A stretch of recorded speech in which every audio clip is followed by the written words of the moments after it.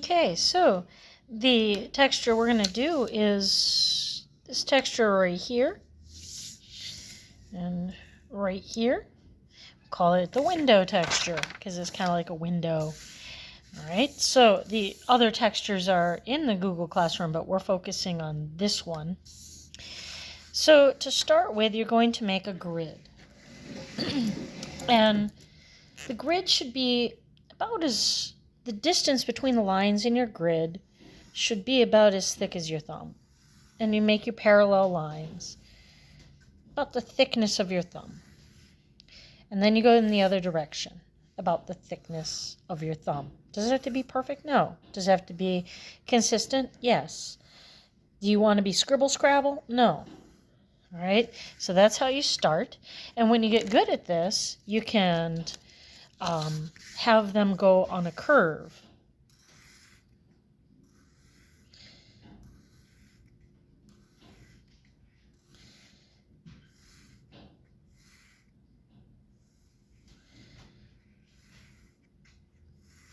Okay, the next step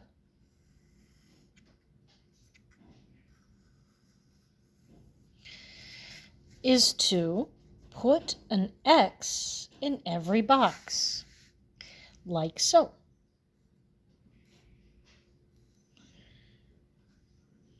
In every box. So I'm going to hit pause and go ahead and finish my X's.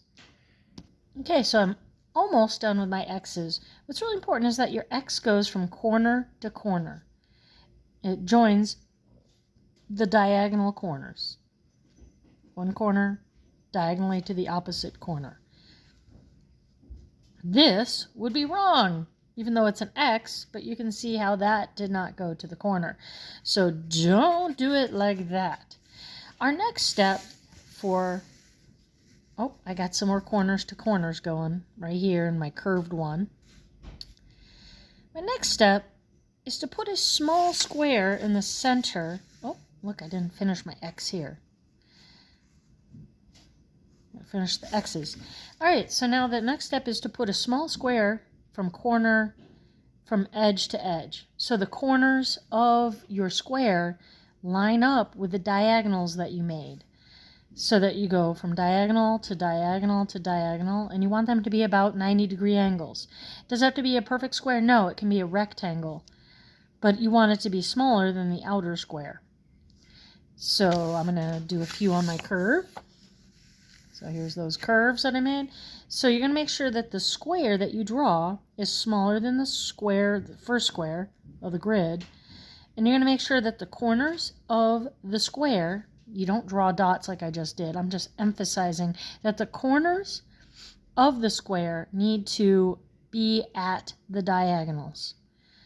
So I'm going to do a bad one. Let's do a bad one right here. Yeah, no, this is not right. This is a good corner, but this one, and this one are not lining up with the diagonals. So don't do it like that. Make sure that the diagonals line up with the corners of the rectangle that you draw. And you're going to want to try to be consistent about the size. Does it have to be exactly the size? No. Do I want to see you use a ruler? Absolutely not. But, about the same size. All right, I'm going to go ahead and put pause and finish all my squares. You do the same.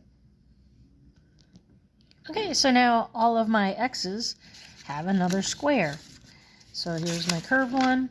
So you can see that every box has an X with a square or a rectangle that is got its corners lined up with the diagonals.